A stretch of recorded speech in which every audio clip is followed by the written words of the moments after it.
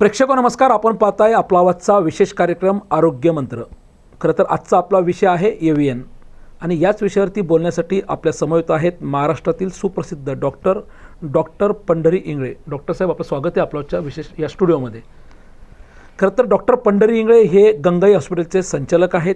याचबरोबर डॉक्टर पंढरी इंगळे हे एव्हीएन, स्पाईन आणि वात विकार तज्ज्ञ आहेत.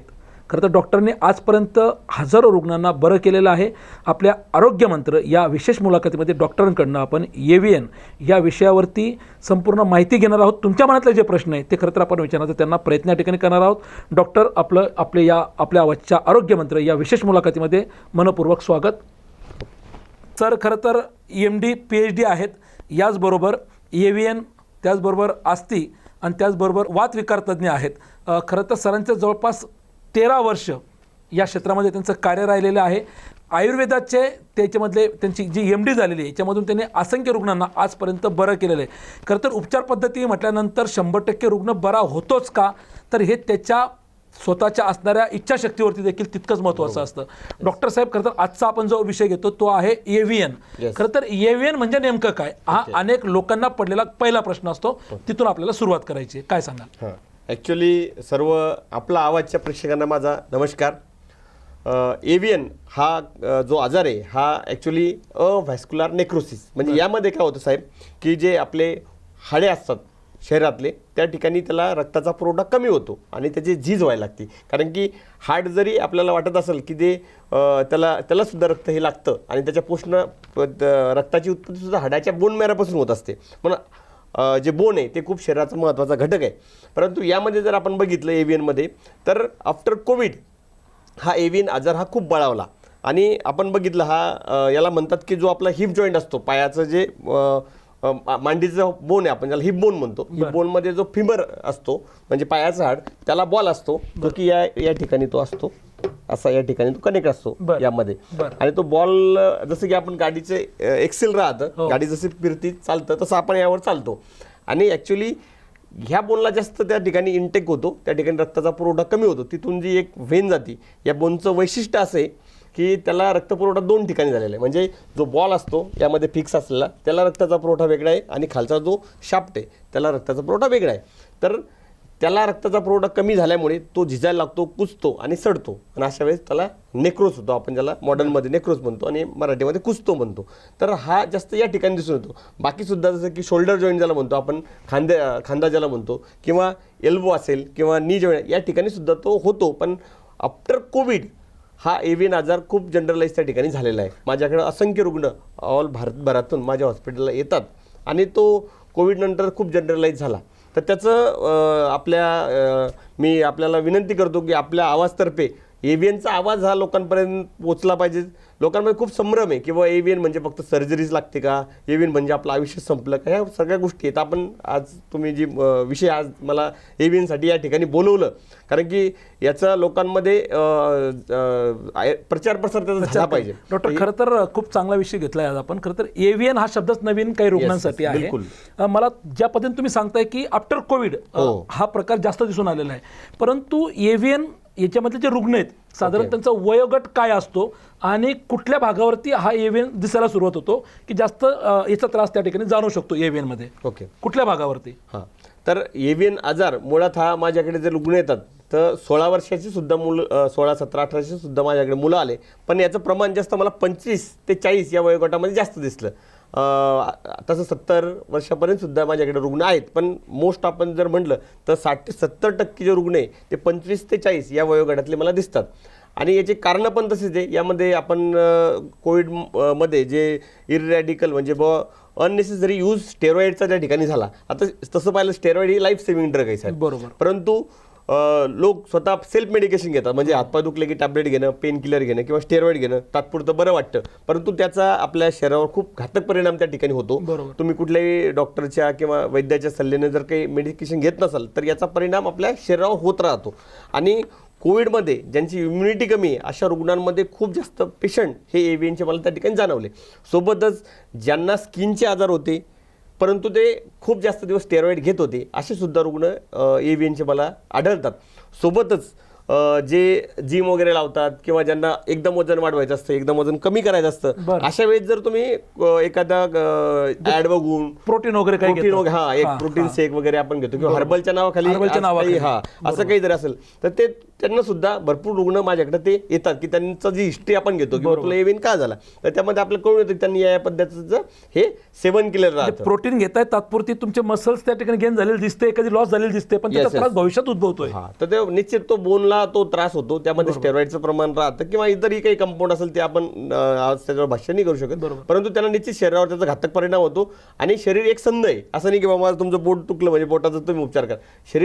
शरीर आमच्या आयुर्वेदानुसार जर म्हटलं तर शरीर आपलं शरीर आत्मा आणि मन याचं बनलेलं आहे, तर त्याचा सुद्धा आपण उल्लेख त्या ठिकाणी केला पाहिजे. सोबतच अल्कोहोल म्हणजे जे जास्त अल्कोहोल वगैरे घेतात किंवा खूप जास्त हेवी वर्क जे करतात, उपाशी खूप जास्त राहतात, आणि आयुर्वेदानुसार एव्हीएन हा आजार वाताशी निगडीत आहे. बरं. वात म्हणजे आमच्या आयुर्वेदामध्ये त्रिस्तंभ, वात, पित्त आणि कफ हे शरीराला चालवतात.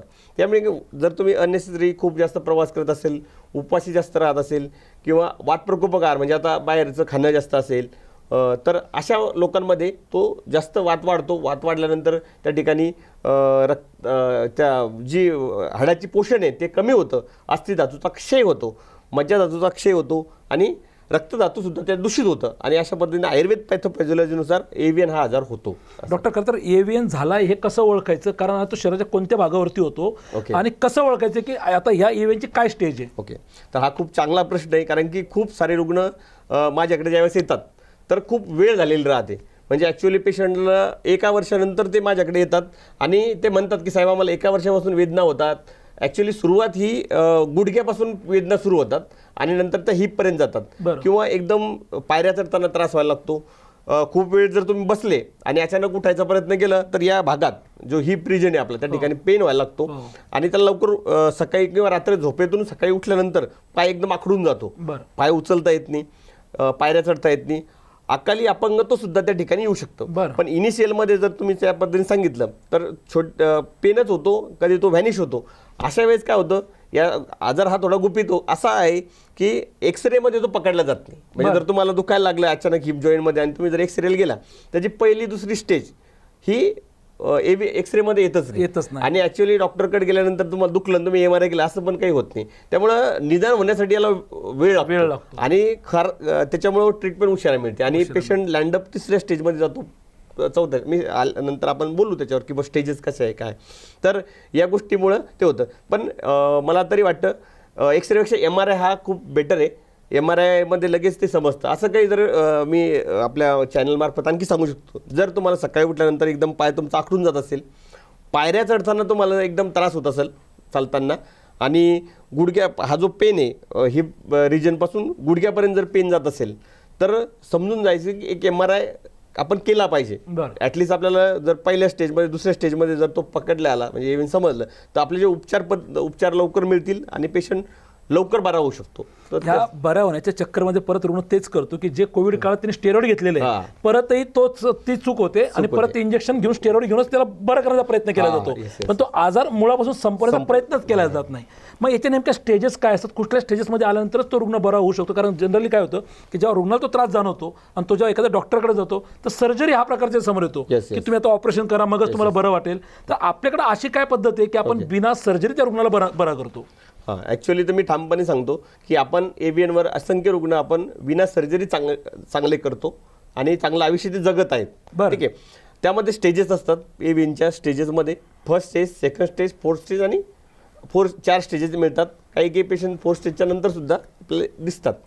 तर पहिल्या स्टेजमध्ये काय राहतं की एक्सरे एकदम नॉर्मल राहतो, परंतु थोडा पेन त्याला होतो, आणि जी रक्ताचा जे बोनची स्थिती असते म्हणजे जो बॉल आहे तो 10 ते 20% खराब त्या ठिकाणी झालेला राहतो. रक्ताचा पुरवठा त्याला कमी होतो आणि पेन सकाळी जास्त राहतो किंवा पायऱ्या चढताना तो जास्त वाढतो. सेकंड स्टेजमध्ये ज्यावेळेस पेशंट जातो तर बॉलची झीज जास्त होते, 30 ते 40% झीज होते, आणि कदाचित एक्सरेमध्ये तो थोडाफार दिसायला लागतो की बा या ठिकाणी काहीतरी पॅथोफिजिओलॉजी झालेली आहे आणि त्याची डिजनरेशन त्या ठिकाणी आपल्याला दिसून येतं. आणि यामध्ये MRI केला असता तर रिव्हर्स होण्याचे चान्स हे खूप जास्त पटीने वाढतात आणि पेशंट जो लिम्पिंग असतं, यामध्ये एक लिम्पिंग म्हणजे पेशंट लग्नच चालतो, एका बाजूला तो झुकत चालतो, त्याला लिम्पिंग आपण असे म्हणतो. बरोबर. तर लिम्पिंग आपल्याला टाळता येते. आणि जर आपण याच्याकडे दुर्लक्ष केलं तर डायरेक्टली पेशंट थर्ड स्टेजमध्ये जातो, ज्यात 60 ते 70% बोन हा डॅमेज झालेला राहतो. आणि MRI मध्ये स्पष्टपणे ते दिसून येतं, एक्सरेमध्ये सुद्धा ती थर्ड स्टेज दिसून येते. अशा वेळेस त्याला अपंगत्व येतं, त्याला चालताना कोणाचा तरी आधाराची गरज पडते किंवा काडी घ्यावी लागते. आणि बाकी जो डेली वर्क स्टेज किंवा जो काम करतो तो काम त्याला करता येत नाही, ही थर्ड स्टेज. आणि फोर्थ स्टेजमध्ये ज्यावेळेस लँडअप होतो तर त्याला पूर्णपणे अपंगत्व त्या ठिकाणी येतं. म्हणजे 80% पेशंटमध्ये तसं दिसून येतं की तो एका ठिकाणी त्याची स्पेस वगैरे कमी होते, त्याला मांडी मारता येत नाही, त्याला बसता येत नाही, खुर्चीवर चेअरवर सुद्धा त्याला बसता येत नाही. तर ह्या गोष्टी याच्यामध्ये दिसून येतात. आता राहिला प्रश्न की आयुर्वेदामध्ये याचा आपण विना सर्जरी उपचार कसे करतो आणि कशा पद्धतीने तो रिव्हर्स करू शकतो. तर निश्चित आयुर्वेदामध्ये जी प्राचीन परंपरा आहे, ज्यामध्ये जी ट्रीटमेंट सांगितली, तर रस, रक्त, मांस, मेद, अस्थि, मज्जा आणि शुक्र असे 7 सप्तधातू आहे. आणि 1 बाय 1 त्याचं एकमेकांवर डिपेंड राहतं. त्याचं पोषण आपण आयुर्वेदिक औषधीमध्ये आपल्या ट्रीटमेंटद्वारे आपण करू शकतो. तर इनिशियल फेजमध्ये जर पेशंट आपल्याकडे आला, म्हणजे पहिल्या, दुसऱ्या, तिसऱ्यामध्ये, तर त्याचे चान्स चांगले राहतात रिव्हर्स होण्याची MRI किंवा चांगले त्याचे जे ज्या डेली हालचाली आहे, डेली वर्क आहे, तो लवकरात लवकर त्याचे रिव्हर्स होऊन तो करू शकतो. फोर्थ स्टेजला आपण त्याला चालता वगैरे येऊ शकतं, फिरता, पण पूर्णपणे रिव्हर्स हे होणं कठीण असतं. कारण की पूर्ण जवळपास 90 ते 95% बॉल पूर्णपणे डॅमेज झाला राहतो. आणि असं की मेडिकल फील्डला बिन ते चॅलेंज आहे. त्यामुळे आपण अतिशयोक्तीने सांगणार, परंतु फोर्थ स्टेजचा सुद्धा आमच्याकडे पेशंट तो त्याचे आज डेली वर्क खूप चांगल्या पद्धतीने करताना आमचे भरपूर पेशंट मी केलेले आहेत. कोणाचाही सहारा न घेता तो त्याचे काम करतो, करू शकतो, सगळ्या गोष्टी तो करतो, असं आपण बघितलं. खरं तर डॉक्टर, आयुर्वेद हे आपले खूप प्राचीन चालत आलेले आहे. आता आपण पाहतो की होमिओपॅथी असेल, ॲलोपॅथी असेल, म्हणजे रुग्ण एखादा आजार झाला की पहिले त्या गोष्टी निवडतो, आयुर्वेदाकडे उशिरा येतो आणि मग तुम्हाला खूप चॅलेंजिंग वाढून जातं. तोपर्यंत त्याची स्टेज बदललेली असते. पण रुग्णांचा जर का आपण आर्थिक जर का पैशांचा जर का काही विचार केला तर बाकी गोष्टी खूप खर्च येतो. तुमच्याकडे खर्चाचं प्रमाण कमी आहे, पण मग रुग्णांचा हा संभ्रम आहे की आयुर्वेदाकडे जर गेलो तर आपल्याला जे उपचार मिळणार आहे आणि जे काही आपण रिकवर होणार आहे त्याला उशीर लागतोय. तर काय सांगाल, काय पद्धती बदललेल्या आहेत की रुग्ण लवकर कसे बरे होऊ शकतील? ॲक्च्युली आयुर्वेद हे खूप प्राचीन शास्त्र आहे, हजारो वर्षाची परंपरा आहे. ज्यावेळेस म्हणजे आमच्या संहितेमध्ये लिहिलं आहे किंवा पृथ्वी तयार होण्या अगोदरच आयुर्वेदशास्त्र आपल्या ऋषीमुनींनी तयार करून ठेवलं होतं. आणि ते त्याचा जो बेस आहे तो ॲक्च्युली त्याचा स्वस्तस्य स्वास्थ्यरक्षणम विकारस्य व्याधिप्रशमनम, म्हणजे तुम्हाला व्याधी होऊ नये यासाठी त्याची उत्पत्ती झालेली आहे. आणि आयुर्वेदाचा मूळ उद्देश धर्म, अर्थ, काम आणि मोक्ष याची प्राप्ती आहे. म्हणजे धर्म, अर्थ, काम आणि मोक्ष याच्यासाठी शरीर दिलेले आहे. शरीर चांगलं असेल तर हे 4 पुरुषार्थ तुम्ही प्राप्त करू शकता. तर आयुर्वेदाकडे लोकांचा बघण्यादृष्टीने सगळं करून आल्यानंतर आमच्याकडे येतात. तेच हा. आणि दुसरी गोष्ट की आयुर्वेदात खूप उशीर आराम पडतो. पण मी सांगू इच्छितो, जे पण तुमचे प्रेक्षक माझा व्हिडिओ म्हणजे बघत असेल पॉडकास्ट, त्यांनी एकदा माझ्या हॉस्पिटलला या, चिखली गंगा हॉस्पिटल बुलढाणा, किंवा माझा आळंदीला कॅम्पसुद्धा होतो, तुम्ही पण एकदा आले होते. आणि अक्षरशः आपल्याकडं इन्स्टंट आयुर्वेद काय असतं, इन्स्टंट पेन मॅनेजमेंट काय असतं, फक्त पेनच नव्हे तर तुम्ही कशा पद्धतीनं जीवन जगू शकता आणि कसं त्या आजारातून बाहेर पडता हे आपण प्रत्यक्ष करून दाखवतो. ॲक्च्युली ही एक लोकांना एक मिथ आहे की आयुर्वेद म्हणजे उशीर आराम पडतो, असं काही नाही. जर प्रॉपर शास्त्रोक्त पद्धतीने तुम्ही आयुर्वेद जर केलं, शास्त्रोक्त पद्धतीने सगळ्या प्रोसेस केल्या, तर निश्चित पहिल्या दिवसापासून आमच्या पहिल्या थेरपीपासून आराम पडायला सुरुवात होते. आणि काही पेशंट माझे पहिल्या, दुसऱ्या, तिसऱ्या दिवशी चालायला लागतात आणि 5व्या दिवशी एकदम ते म्हणतात की साहेब असं जादू झाली, की ही जादू माझी नव्हे तर ती आपल्या आयुर्वेदशास्त्राची आहे. आयुर्वेदशास्त्र त्या पद्धतीने काम करतं. फक्त त्या तोडीचे डॉक्टर लोक त्या ठिकाणी, वैद्य त्या ठिकाणी आपल्याला भेटले पाहिजे, त्या पद्धतीनं ते कार्य झालं पाहिजे. निश्चित आजार आयुर्वेद काय सांगतं, आयुर्वेदाचं मूळ शोधलं पाहिजे. जसं की आपण झाड आहे, त्या झाडाला आपण मुळाला पाणी टाकतो, पानावर आपण जर पाणी मारलं तर तात्पुरतं ते पानं चांगले दिसतील, पण मुळा जो तर आयुर्वेद मूळ काय, जसं मी सांगितलं एव्हियन काय झाला, तर एव्हियन हा अस्थिचा, मज्जाचा आणि रक्ताचा विकार आमच्या आयुर्वेदानुसार आहे. तर आम्ही फक्त त्याच्यावर काम नाही करत, आम्ही पूर्ण शरीरावर, मनावर, आत्म्यावर काम करतो. रस, रक्त, मांस, मेद, अस्थि यांच्यावर काम करतो आणि शरीरच एवढं कॅपेबल बनवतो, एवढी इम्युनिटी वाढते की निश्चित स्वरूपात शरीर त्याच्याशी प्रतिकारशक्ती वाढते आणि लवकरात लवकर आजार त्यातून बरे होण्याचं आपल्याला ताकद त्या ठिकाणी मिळते. बरोबर. खरं तर आपण पाहतो की आपण ज्याच्यावर चर्चा केली की याचं जे प्रमाण आहे, तुम्ही सांगितले की 25 ते 40 साधारणतः युवक वर्ग त्याच्यामध्ये आपण Yes, पाहतोय आणि कोविड नंतर उद्भवलेला सगळा हा एव्हीएन समोर आलेला आहे. Yes, yes. पण याच्यामध्ये आपण जर पाहिलं तर स्त्री आणि पुरुष याची जर का आपण वर्गवारी केली कारण पुरुषांची जी ताकद असते, शक्ती असते, काम करण्याची पद्धत असते, स्त्रियांमध्ये कदाचित आपण जर का पाहतो ती इम्युनिटी कमी असते. तर ते प्रमाण कसं राहिलेलं आहे, महिलांमध्ये याचं किती पद्धतीने त्याला त्रास जाणवलेला आहे? ओके, महिलांमध्ये रुग्ण आहेत पण महिलांमध्ये फार कमी रुग्ण आहेत. हा, म्हणजे त्याचं कारण काय 100 रुग्ण एव्हीएनचे आलेत तर त्यापैकी हार्डली 10% महिला असतात. बरं. त्याचं कारण मे बी आता ते मला पण एक्झॅक्ट सांगता नाही पण तो रेशो त्या पद्धतीने सांगतो. पण कारण की असं होऊ शकतं की हेवी लोक जे पुरुष आहे हेवी वर्क जास्त करतात, काम जास्त होतात किंवा स्ट्रेस फॅक्टर त्या Stress ठिकाणी factor जास्त आहे. असू शकतो. स्ट्रेसचा फॅक्टर त्या ठिकाणी असू शकतो.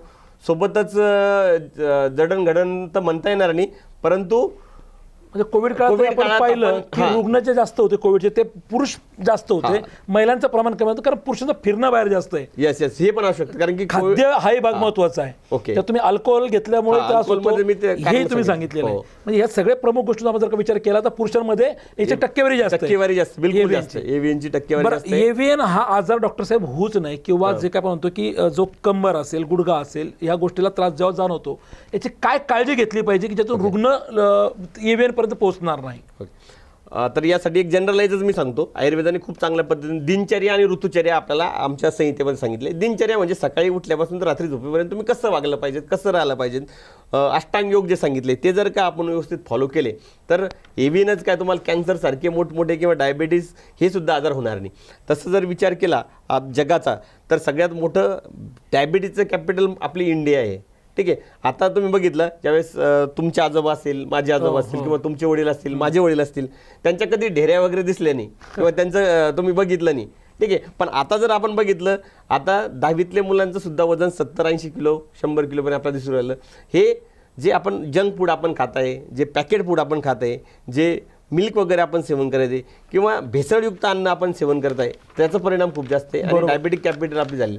तर यासाठी आयुर्वेद दिनचर्या ऋतुचर्याच आपल्याला वाचवणार आहे, आपल्याला म्हणजे पूर्ण मानवजातीला वाचवणार आहे. पण हे आपण कुठंतरी बघा आपण इन्व्हेस्टमेंट करतो पण स्वतःवर इन्व्हेस्टमेंट करणे.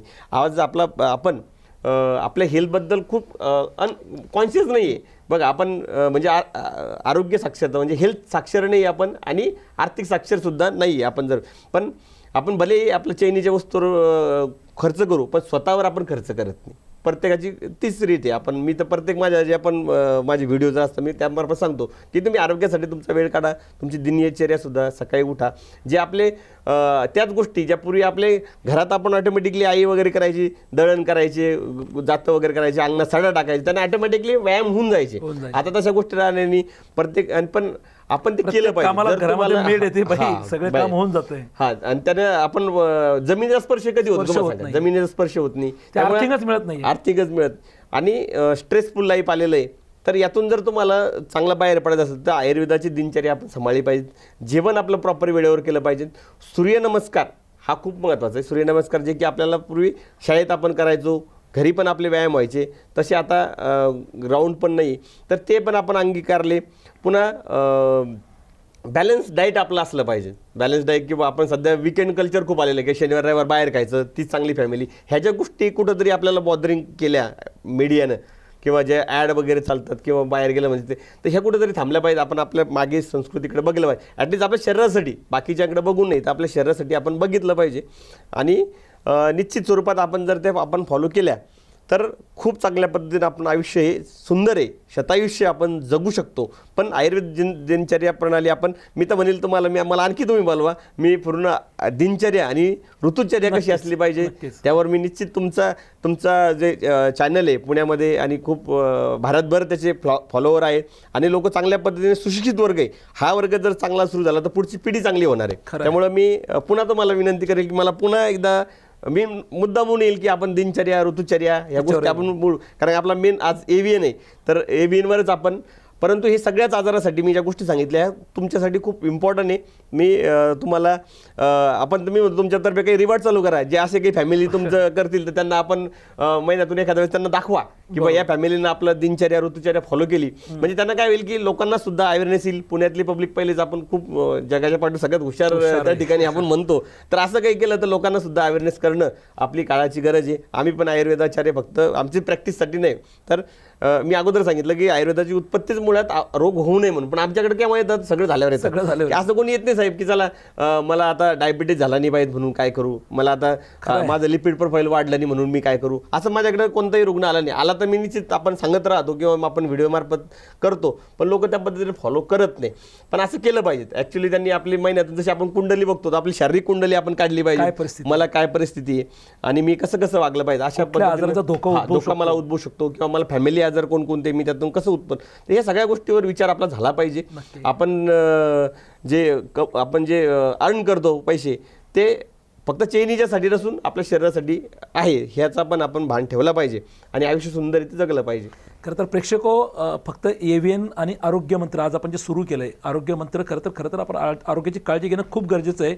डॉक्टर जे आपल्या समोर आहे पंढरी इंगळे यांचं खरं तर गंगाई हॉस्पिटल आहे. डॉक्टर साहेब तुमची लवकर सुट्टी नाही आहे, अजून प्रेक्षक तुमची वाट पाहते कारण प्रेक्षकांचे अनेक प्रश्न आहेत. गंगाई हॉस्पिटल जे बुलढाणा जिल्ह्यातील चिखली तालुक्यामध्ये जे काम करतं, कशा पद्धतीने तिथं काम होतं, आयुर्वेदामध्ये त्या ठिकाणी आपण काय काय उपचार पद्धती रुग्णांसाठी देतो त्याबद्दल प्रेक्षकांसाठी.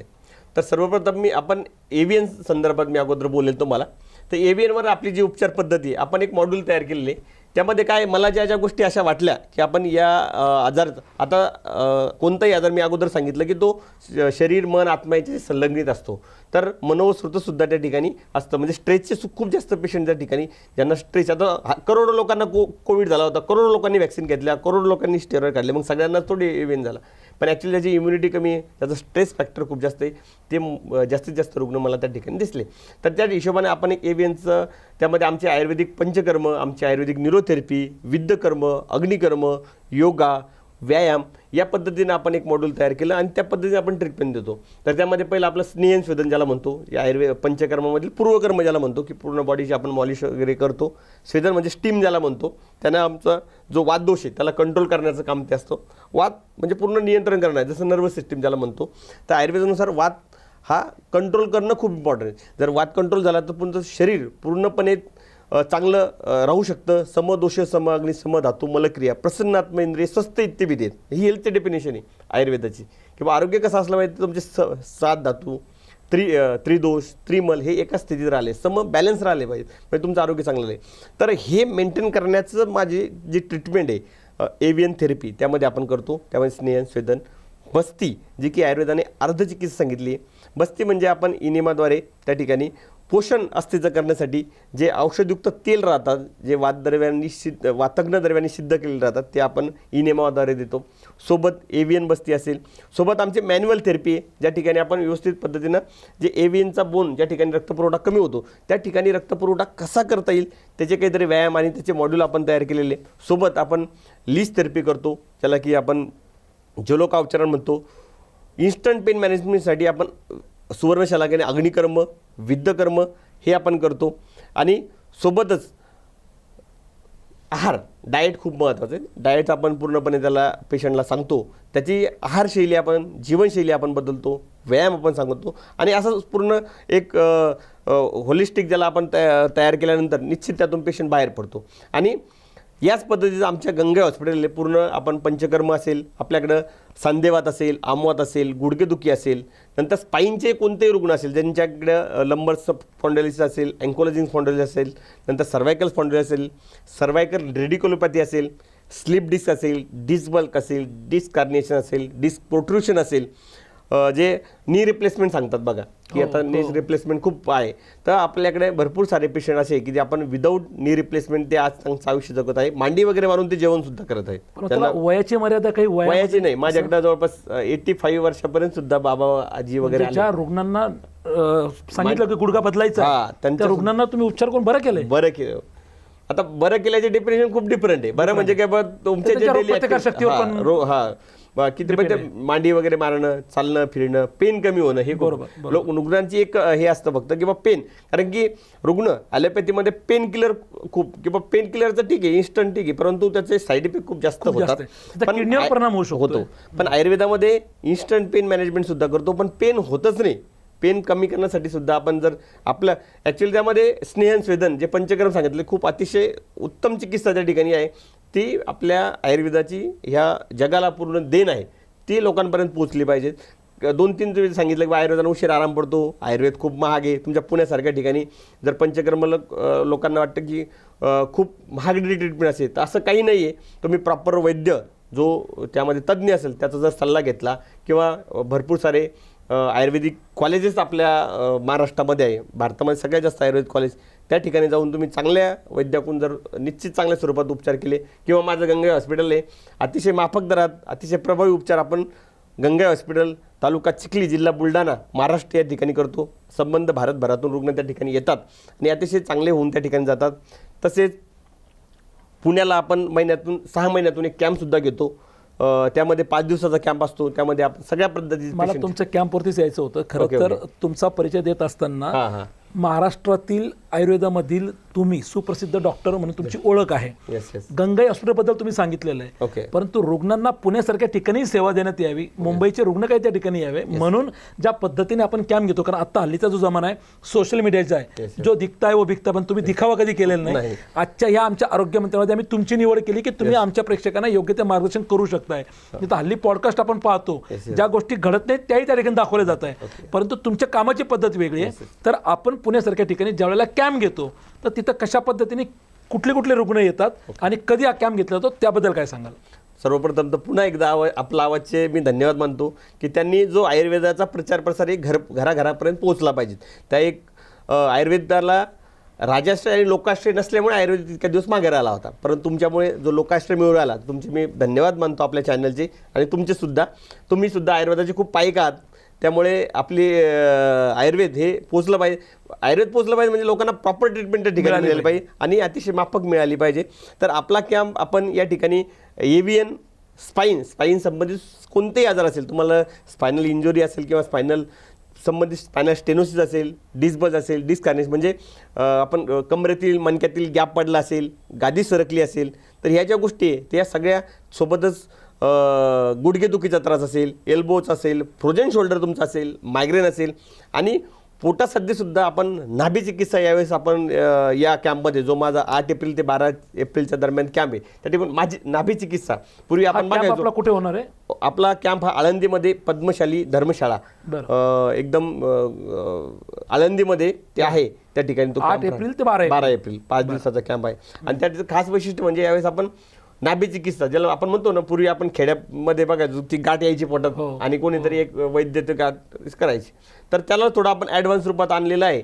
आणि जे पोटाचे आजार खूप वाढले, कारण बाहेर जेवण आता वाढलं, मांसाहार वाढला किंवा आपण पॅकेट फूड वगैरे खायला लागलो, कोल्ड्रिंकचं प्रमाण वाढलं, फ्रीजचे पदार्थ आपण जास्त, तर पोटाचे मला वाटतं 90% लोकांना पोटाचा ॲसिडिटीचा, गॅसेसचा, IBSचा खूप मोठा त्रास आहे. पाईल्स, मूळव्याध, ग्रहणी हे भरपूर आजार पोटाचे, तर त्या ठिकाणी आपण नाभी चिकित्सा सुद्धा त्या ठिकाणी करणार आहे. मी तुम्ही जवळ आवर्जून ती बघा, कारण की ते प्राचीन शास्त्र आपल्या लोकांपर्यंत पोहोचलं पाहिजे आणि जास्त मेडिसिन न घेता आपण कशा पद्धतीने बाहेर पडू ते मी त्या ठिकाणी आपण सांगणार आहे. तर जास्तीत जास्त आपल्या आवाज या चॅनलमार्फत मी सगळ्या पूर्ण जे प्रेक्षक आहे तुमच्या जगभरातला त्यांना आवाहन करतो की जास्तीत जास्त संख्येने आमच्या आळंदी कॅम्पला भाग घ्या. त्यामध्ये संबंध भारतातून लोक येतात. आपण अगोदरच बुकिंग करून घेत असतो, कारण की लोकांचे आपला एकच उद्देश आहे की दिवस कमी आणि जास्त लोक आणि आमचे हात सुद्धा म्हणजे जी टीम असते आमची त्यांना मग प्रॉपर ट्रीटमेंट भेटली पाहिजे. त्यामुळे आपण जे लिमिटेडच सीट त्या ठिकाणी घेत असतो. तरी ज्यांना असेल त्यांनी आणखी चौकशी आमचा गंगाई हॉस्पिटलचा मी नंबर देईल, त्यावर तुम्ही चौकशी करून तुमची बुकिंग त्या ठिकाणी करू शकता आणि आयुर्वेदाचे पाईक होऊन आरोग्य जतन करण्यासाठी जरूर तुम्ही येऊ शकता. खरं तर डॉक्टर कॅम्पचा विषय मध्येच निघाला. खरं तर आपण एव्हीएन वरती बोलतो. एव्हीएन मधला माझा एक शेवटचा तुमच्यासाठी प्रश्न राहिलेला आहे. एव्हीएनचं जेव्हा रुग्ण त्याला कळतं की आपल्याला एव्हीएन सारखा त्रास जाणवतोय किंवा आपण कुठल्या तरी स्टेजमध्ये आहोत, त्यावेळेस जेव्हा हा रुग्ण तुमच्याकडनं उपचार पद्धती घेतो तो साधारण किती दिवसामध्ये बरा होतो? हां, तर यामध्ये 2-3 पद्धती आहेत की पहिले तर रुग्णाची स्टेज कोणती आहे आणि रुग्णाचे लक्षणं कसे. जर रुग्णाला लिम्पिंग असेल, चालताना उठताना बसताना त्रास होत असेल, मांडी मारता येत नसेल आणि त्याची थर्ड स्टेज असेल किंवा सेकंड स्टेज असेल, तर अशा वेळेस आपल्याकडं 3ऱ्या दिवशीच रुग्ण चालायला वगैरे चांगला लागतो. नंतर बसायला वगैरे लागतो. परंतु प्रकृतीनुसार ते व्हॅरी होत असतं किंवा वयानुसार जर जो यंग एजच्या पेशंट 25-30 वर्षाचा झाला तो लवकर चालायला लागतो किंवा रिवर्स लवकर होतो.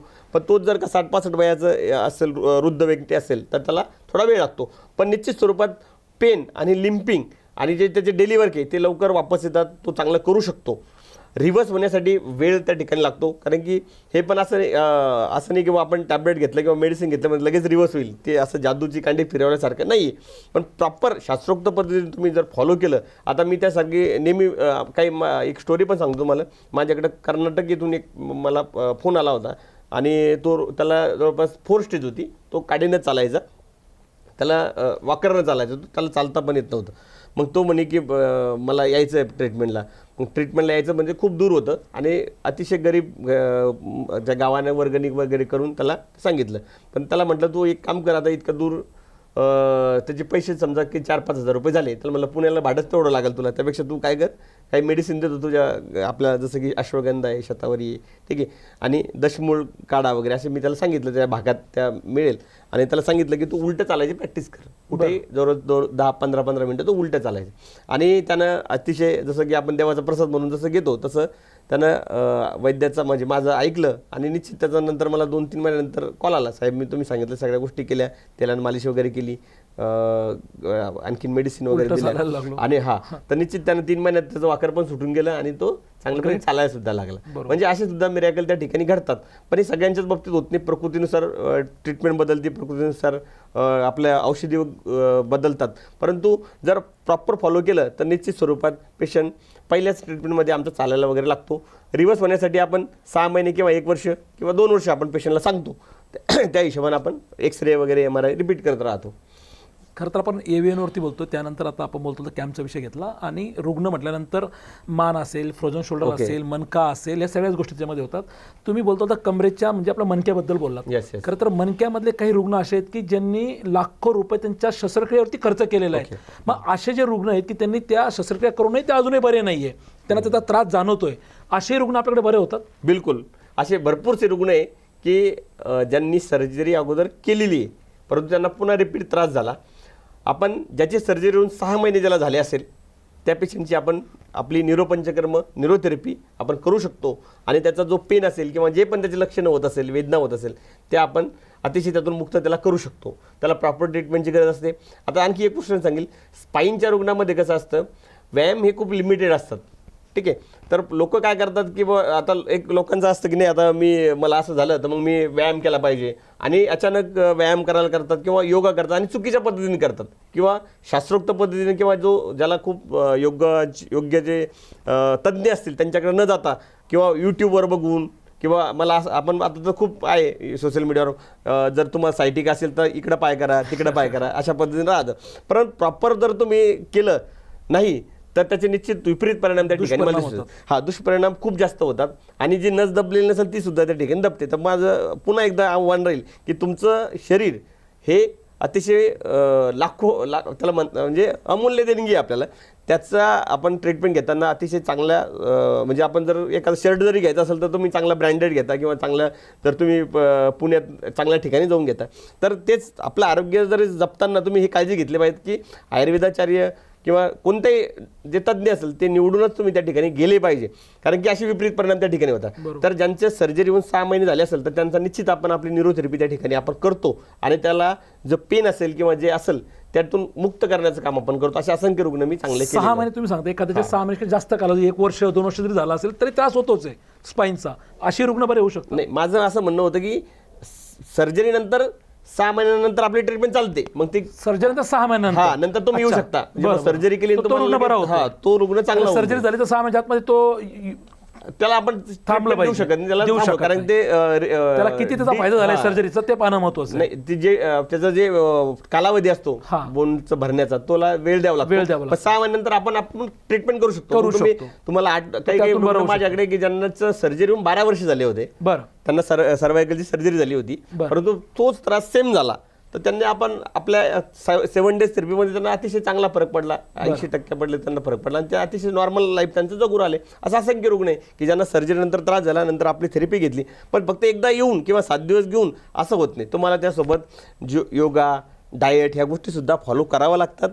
ट्रीटमेंटसुद्धा फॉलो करावं लागते. आपला जो टाईम पिरियड आपण सांगतो तुमच्या प्रकृतीनुसार, तुमच्या डिसीजनुसार, जसं की डिस्क कार्निएशन असेल तर डिस्क स्पायनल स्टेनोसिस असेल किंवा डिस्क प्रोट्रुशन असेल तर त्या पद्धतीने ट्रीटमेंट बदलती. स्लिप डिस्क असेल, आता स्लिप डिस्क जर म्हटलं तर लोकांना किंवा आपण जनरलाइज शब्द वापरतो किंवा कमरेत गॅप पडला, तर कमरेत गॅप पडला नाही तर मग ते भरपूर गोष्टी आमच्याकडे डिस्क प्रोट्रुशन, डिस्क बाहेर येणे, डिस्क नसेल टच होणे, नस ब्लॉक होणे, असे भरपूर, जसं की सायटिका वगैरे आपण म्हणतो, असे भरपूर सारे टर्म्स त्यामध्ये आहे. तर त्याची ट्रीटमेंट वेगवेगळ्या पद्धतीने बदलते आणि पण ट्रीटमेंट प्रॉपर घेतली तर निश्चित आराम त्या ठिकाणी पडतो. आयुर्वेद तुम्हाला त्यातून निश्चित वेदनामुक्त हे करतं, हे मी आपल्या मुलाखतद्वारे सांगू इच्छितो. डॉक्टर, खरं तर आपण आरोग्य मंत्रावरती बोलतोय. आपला आवाजच्या प्रेक्षकांसाठी जाता आता तुम्ही शेवटचं आमच्या प्रेक्षकांसाठी काय आरोग्य मंत्र द्याल, काय सांगाल? तर सगळ्यांना आरोग्य मंत्रामध्ये पण सगळ्यात म्हणजे आपले जे शरीर हे खूप अमूल्य आहे, त्याचा जपणं आपल्या हातात आहे, ते आपल्याच हातात आहे. कोणी तुम्हाला येऊन किंवा आशीर्वाद देईल आणि लगेच तुमचं शरीर एकदम असं होणार नाही. तुम्हाला डेली ज्या तुमची दिनचर्या आहे, योगा आहे, प्राणायाम आहे, आहार आहे, या गोष्टीकडं बघावं लागणार आहे. आणि मी सांगेन सोशल मीडियाचा, जसं की लॅपटॉपचा उपयोग आपण करतो, आपली बसायची जी स्थिती आहे तिचा आपण अवलोकन केलं पाहिजे की मी प्रॉपर आता जॉब तर प्रत्येकाला करावाच लागणार आहे, पण तुम्ही जर ऑड पद्धतीने बघत आहात, झोपण्याची तुमची स्थिती कशी आहे किंवा तुम्ही मोठी उशी वापरता का, कारण हेच कॉज आहे तुमच्या डिसीज होणार आहे. म्हणजे आज नाही पण भविष्यात 5 वर्षांनी 10 वर्षांनी हे डिसीज होणार आहे. तुम्ही शुगर इंटेक तुमचा कसं आहे, तुमचं राहणं कसं आहे, खाणं कसं आहे, ह्या गोष्टीवर तुम्ही आतापासून कॉन्सन्ट्रेट करा. आणि निश्चित जर तुम्ही सगळ्या गोष्टी फॉलो केल्या तर आपण शतायुष्य जगू शकतो. आणि सगळ्यात शेवटी सांगेल की आयुर्वेदानं एक शतायुष्य जगण्यासाठी एक सगळ्यात आचार्याने सांगितलं आहे की रात्री जेवण केल्यानंतर शतपावली तुम्ही केली पाहिजे. नक्की. तर त्यासाठी मी सांगेल की संध्याकाळचं जेवण तुम्ही जर जितकं लवकर होईल, म्हणजे 6-7 जेवढं होईल शक्य प्रॉपर, आता प्रत्येकाला धकाधकीचं आयुष्य आहे त्यामुळं प्रत्येक फॉलो कराल का नाही सांगू शकत, परंतु जास्तीत जास्त फॉलो करण्याचं कारण आजच तुम्ही मी सांगेल आणि 100% फॉलो करा असं होणार नाही. तुमच्याकडून एक जरी सूर्यनमस्कार करता येत असेल, 2 करता येत असेल, हां, आणि भुजंगासन हे सगळ्यात बेस्ट आसन आहे. तर भुजंगासन प्रत्येकाने केलं पाहिजे, त्यानं तुमचं स्पाईन पण चांगला राहणार आहे आणि AVN वगैरे जे पण काय आजार असेल ते खूप प्रमाणात कमी होऊ शकतात. नंतर मी एक उलटं चालण्यास सांगितलं, ज्यांना जॉईंट पेनचा त्रास असेल त्यांनी उलटं चालायची प्रॅक्टिस करा किंवा सिड्या उलट्या वगैरे चढा, तर निश्चित त्याला सुद्धा खूप चांगला फायदा होतो. आणि जेवणाच्या वेळेत प्रॉपर ठेवा, हे सगळ्यात महत्त्वाचं. यानं तुमच्या पोटात जर चांगलं राहिलं तर अग्नी तुमचा चांगला राहणार आहे, अग्नी चांगला आहे तर तुमचा आहार चांगला बनणार आहे, आहार चांगला बनला तर रस, रक्त, मांस, मेद, अस्थी, मज्जा, शुक्र हे सप्तधातू चांगले होणार आहे. आणि त्यावरून त्रिदोष जे वातपित्त मी अगोदर सांगितले ते सुद्धा चांगले राहणार आहे आणि तुम्ही चांगलं आयुष्य त्या ठिकाणी जगू शकता, हे तुम्हाला मी सांगू इच्छितो. प्रेक्षको, खरं तर आज आपण ज्या विषयावरती बोललो, खरं तर हा आपला विषय होता AVN. आणि AVNमध्ये बोलत असताना डॉक्टरांनी प्रत्येक प्रश्नाचं तुम्हाला आपलंसं वाटेल असं उत्तर या ठिकाणी खरं तर देण्याचा प्रयत्न केलेला आहे. आपल्या मराठी भाषेमध्ये डॉक्टर काही म्हणी येतं, जसं की आपण म्हणतो की तूप खाल्लं की रूप येत नाही, त्याच पद्धतीने जो दिखता आहे व बिकता आहे, या वेगवेगळ्या जाहिराती आपण पाहत असतो. तसं आयुर्वेद हा जो प्रकार आहे, तुम्ही जर म्हटलं की मी तूप खाल्लं लगेच रूप आलं पाहिजे, तर रूप लगेच येणार नाही, कारण ते तूप आहे. त्या पद्धतीने जेव्हा आयुर्वेदामध्ये आपण उपचार पद्धती घेत असतो त्यावेळेला आयुर्वेदाला जरी तुम्हाला उशीर लागत असला तरी बऱ्यापैकी तुमचा हा आजार भलेही तो 100% मुळापासून जरी नष्ट होणार नाही, परंतु त्यात तुम्हाला आराम, तुम्हाला जो त्रास होतो आहे त्यातून तुम्हाला रिलीफ मिळू शकतो, इथपर्यंत हमी मात्र त्या आयुर्वेदामध्ये दिली जाते. आणि असंख्य रुग्णांना, मी तर म्हणेल की हजारो रुग्णांना बरं करण्याचं काम आजपर्यंत गंगाई हॉस्पिटल या माध्यमातून डॉक्टर पंढरी इंगळे यांनी खरं तर केलेलं आहे. मी स्वतः त्यातील एक रुग्ण आहे. ज्यावेळेला डॉक्टरांनी आळंदी या ठिकाणी काही महिन्यांआधी, मला वाटतं आपला कॅम्प झाला होता ऑक्टोबरमध्ये, त्यावेळेला मी स्वतः त्या ठिकाणी 5 दिवस या कॅम्पला गेलो होतो. मला सुद्धा चालण्याचा त्रास होत होता, मणक्यामध्ये त्रास जाणवत होता. गेले 3 महिने मी स्वतः माझ्या मणक्याच्या आजाराने त्रस्त होतो. कदाचित मला माहीत नसेल की हे AVN आहे, पण जो त्रास जाणवत होता डॉक्टर साहेब तो अतिशय भयंकर होता. परंतु तुमच्याकडे 5 दिवस मी स्वतः ट्रीटमेंट घेतल्यानंतर मला त्याचा जो काही फायदा झाला, तर आज मी चांगल्या पद्धतीने चालू शकतोय आणि माझं दिनचर्या करू शकतोय. मी ज्या पद्धतीने म्हटलो की जो दिखताय व बिकताय, खरं तर सोशल मीडियाचा जमाना आहे, जाहिरातींचा जमाना आहे. काही अशी लोक या तुमच्या क्षेत्रामध्ये काम करत आहेत की जे फक्त मुलाखती देत आहे, पॉडकास्ट देत आहे, जाहिराती करत आहे आणि रुग्ण आपल्याकडे वळवत आहेत, परंतु रुग्णांना त्यामध्ये कुठल्याही प्रकारचा फायदा होत नाही. परंतु तुमचं कार्य, तुमचं काम आम्ही आमच्या डोळ्यांनी पाहिलेलं आहे. तुमच्याकडे आलेल्या रुग्णांच्या ज्या प्रतिक्रिया होत्या त्या आम्ही पाहिलं. मी एक रुग्ण असा पाहिला होता की जो व्हीलचेअरवरती आलेला आहे, त्याला नीट चालता येत नव्हतं, तो कोकणातला होता, त्याला कोविड काळामध्ये त्रास झालेला होता, अगदी त्याचे पायात पाय अडकलेले होते, ते सुद्धा तुम्ही बरं करण्याचं काम केलं. त्या रुग्णाच्या प्रतिक्रिया आपल्याकडे आहेत. तर तुमचं जे कार्य आहे या सगळ्या गोष्टी पाहूनच आम्ही आजच्या या आरोग्य मंत्रामध्ये तुम्हाला खरं तर या ठिकाणी बोलवलं आहे. आपण वेळात वेळ काढून आमच्या आपल्या आवाजच्या स्टुडिओमध्ये आलात, आमच्या प्रेक्षकांशी तुम्ही खास बोललात आणि त्यांच्या मनातल्या प्रश्नांची तुम्ही उत्तरं दिली, त्याबद्दल आपले मनपूर्वक आभार. धन्यवाद. खूप खूप धन्यवाद साहेब. आणि जाता जाता मी एवढं सांगेल की पुणेकरांच्या आग्रहास्तव आपण महिन्यातून एकदा बरं आळंदी येथे व्हिजिट चालू करणार आहे. बरं ती कॅम्पनंतर लगेच महिन्यातील प्रत्येक पहिला रविवार आपण पुण्यामध्ये त्या ठिकाणी देणार आहे की हे जे ज्ञान आहे लोकांपर्यंत पोहोचलं पाहिजे, लोकांना आयुर्वेद घराघरापर्यंत पोहोचलं पाहिजे. त्या उद्देशानं आपला हा उद्देश त्या ठिकाणी राहणार आहे. तुम्हीसुद्धा तुमच्या परिवारात, मित्रपरिवारामध्ये कोणीसुद्धा एव्हियन, स्पाईनचे जे पण आजार आहेत, स्पाईन म्हणजे पूर्ण वर्टेब्रामध्ये सर्वायकलपासून लंबरपर्यंत किंवा जॉईंट संबंधी, वातासंबंधी, इम्युनिटी संबंधी कोणते आजार असतील, मायग्रेन संबंधी असेल, डोळ्यासंबंधी, पोटासंबंधी असेल, महिलांचे आजार असतात, या सगळ्या याच्यावर आपण प्युअर आयुर्वेदिक शास्त्रोक्त पद्धतीने उपचार करतो. आयुर्वेदिक पंचकर्म, न्यूरोथेरपी, विद्यकर्म, अग्निकर्म या सगळ्या पद्धतीने आपण त्या ठिकाणी उपचार करतो आणि अतिशय प्रभावी उपचार करून रुग्णांना अतिशय माफक दरात आपण चांगलं करण्याचं काम त्या ठिकाणी करतो. परंतु तुमच्या आपला आवाजतर्फे आम्हाला ही या ठिकाणी येऊन बोलण्याची तुम्ही संधी दिली आणि हे जे ज्ञान आहे हे लोकांपर्यंत पोचलं पाहिजे, हा तुमची जी तळमळ आहे, तर आपला आवाजला मी खरोखर धन्यवाद मानतो आणि पुन्हा धन्यवाद. थँक्यू.